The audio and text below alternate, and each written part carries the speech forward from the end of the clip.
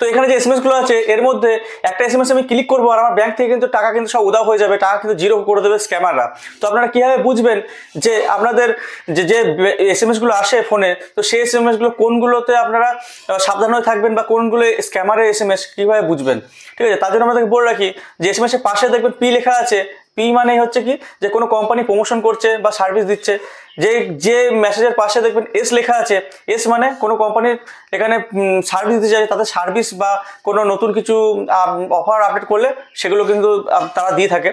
ওকে, আর যদি কোনো এসএমএস এর পাশে জি লেখা থাকে, জি মানে বুঝতে হবে আপনাদেরকে এটা কিন্তু গভর্নমেন্ট বা সরকার থেকে কিন্তু এসএমএসটা পাঠানো হয়েছে।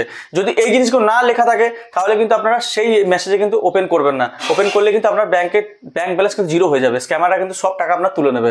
ওকে, আর হয়তো আপনাদের মনে হতে পারে যে কেন এটা মানে এর স্ক্যামাররাও তো এটা করতে পারে, যেহেতু এই জি বা পি লেখাটাকে তারাও কিন্তু দিয়ে কিন্তু পাঠাতে পারে আপনার এসএমএস। তো আপনাদেরকে বলে রাখি যে ট্রাই থেকে কিন্তু এটা পারমিশন নিতে হয়, লাইসেন্স করতে হয়, কিন্তু এটা করতে পারে না।